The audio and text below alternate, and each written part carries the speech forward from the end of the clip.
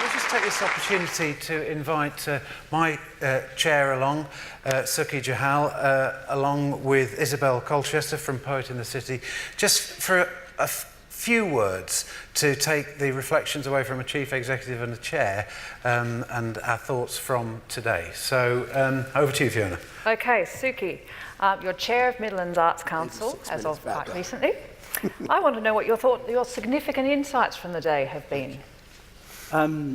What an agenda that chairs and chief execs and organisations have ahead of them. And I think it's almost blinding, as this light is, to think, where do you start? And I think the starting place is for chairs and chief execs to go out for a beer, a chai, a swim, a run, and I do know chairs and chief execs who go for a run together, is to go out and to find some time to think that how do we spark the imagination of our organisations and the ambition that we've heard from the stage? How do you liberate your organisations to march on that agenda? Now, I know you've heard today from Richard that you signed your funding agreements. Business plans are to get you to the war, not to win you the war. They evolve. And I would just encourage us to continue to evolve and think ambitiously and stretch those targets. Leadership is an attitude first, a competency second. An attitude, by that I mean you choose to do it. The competency, well, you'll get better at it. But we must open this learning and this development for our organisations. And two final points, if I may.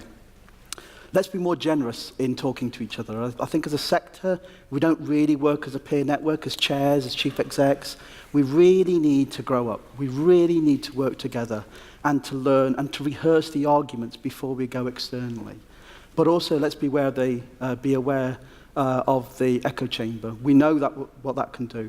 90% of us voted one particular way in Brexit.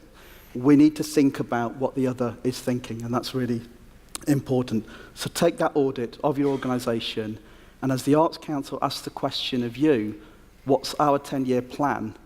You must be ready with your contribution for that. Great stuff. Isabel, a couple of things that resonated really for you? Well, I think in the first instance, we need to set up a buddy system for poets and politicians. Real but on a sort of more serious note, I think it's been really exciting to hear all of the examples around how much better we've come at curation.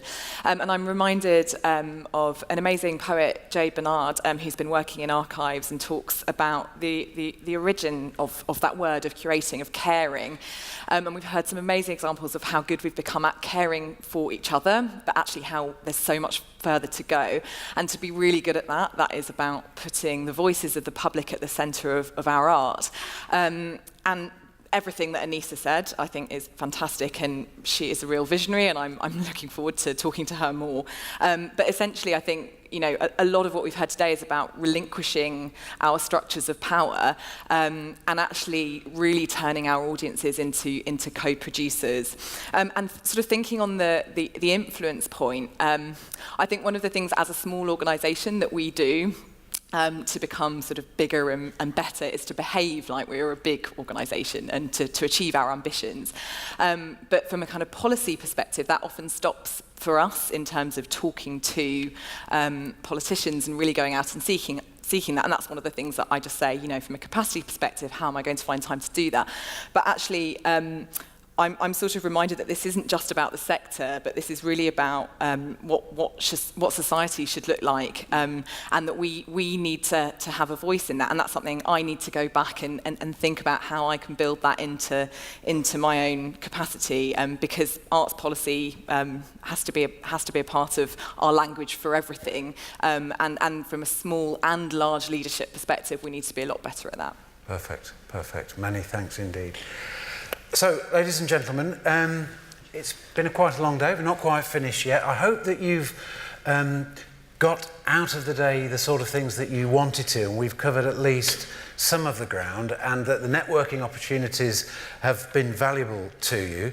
They certainly have been to me, I have to say. We'd really like to thank you for giving up so much of your time being here today. I know a lot of you have travelled a long distance to be here. That's really appreciated.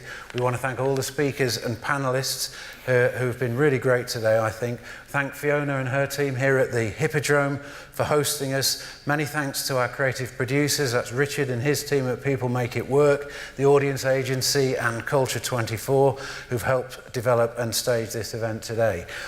It's not really for me to thank the Arts Council, but you know, there's a lot of people in the Arts Council put a lot in today. Many thanks to them, particularly Andrea Lingley, who without her it wouldn't have happened at all. So many thanks for that.